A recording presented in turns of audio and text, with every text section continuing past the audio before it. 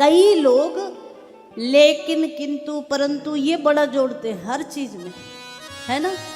कई लोग देखे होंगे आपने, उनका जीवन निकल जाता है पर ये लेकिन नहीं मानता। और लेकिन मतलब क्या? संदेह, शंका। शंका आएगी वही लेकिन होगा। गुरुजी ने कहा राम भजन करो। अच्छा गुरुजी, लेकिन क्या भजन करने से राम मिलेंगे?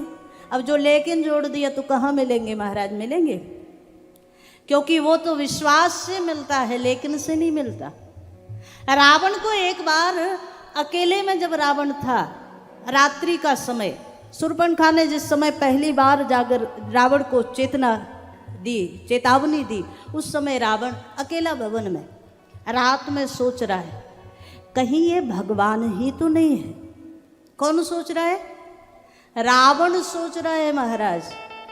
और जब सोचने लगा तो रावण ज्ञानी है, विद्वान है, 4 वेद 6 शास्त्र जिसे कंठस्थ है वो रावण है। तो महाराज सोचते सोचते रावण एक निष्कर्ष पर पहुंच गया। देखो बड़ी प्यारी बात। और किस निष्कर्ष पर पहुंचा? बोले जिसने खरदूषण को मार दिया वो साक्षात भगवान ही है। इस निष्कर्ष पर पहुंचा। सुर रंजन भंजन मही भारा, हरि रघुवंश लीन अवतारा। ये रावण की चौपाई है। रावण ने कहा भगवान ने अवतार ले लिया है। अच्छा, जब इतना पता चल गया तो आकर के समर्पण कर देता, महाराज आपका अवतार हो गया, मैं आपके चरणों में समर्पण करता हूँ, भगवान कल्याण कर देते। समस्या कहाँ आई पता है? रावण के 10 सिर हैं महाराज, तो एक बुद्धि ने तो कहा कि ये अवतार है, भगवान ही अवतार लेकर के आ गए। लेकिन दूसरी बुद्धि, दूसरा जो सिर है ना, उसमें दूसरी बुद्धि है, वो कहती नहीं भले ही भगवान हो, कैसे मान ले हम कि भगवान है।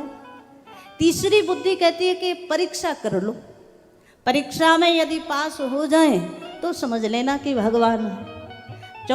चौथी बुद्धि कहती है कैसे परीक्षा करें? तो 5वीं ने पूरी योजना बनाई, ऐसे ऐसे जाओ परीक्षा कर लो भगवान की। कहने का मतलब केवल इतना है महाराज, राम भगवान है, राम अवतार हैं, ये तो रावण को भी निश्चय हो गया था। लेकिन रावण ने भी लेकिन लगा दिया, और लेकिन लगाया तो महाराज पूरी कथा करनी पड़ी, फिर लंका कांड हुआ, है ना। हमारे आपके जीवन में भी जहाँ लेकिन लग गया वहाँ परमात्मा सामने भी खड़ा हो तो भी नजर नहीं आएगा, राम सामने भी हो तो भी नजर नहीं आएगा। आज हमारा एक सिर और एक सिर में एक ही बुद्धि है ना, तो एक सिर और एक बुद्धि, तो एक बुद्धि वाले भगवान को भगवान मानने को तैयार नहीं है, तो वो 10 वाला कैसे मान लेता बताओ? उसको तो 10 बुद्धि थी। और एक बात आपको कहे, भगवान बुद्धि का विषय कभी है ही नहीं। राम जी बुद्धि से जाने जाएंगे? बोले बुद्धि से नहीं जाने जा सकते। गो गोचर जहाँ लग मन जाए, जहाँ तक आपकी इंद्रियों की पहुँच है, जहाँ तक मन की पहुँच है, जहाँ तक बुद्धि की पहुँच है, भगवान उससे कहीं आगे की चीज़ है।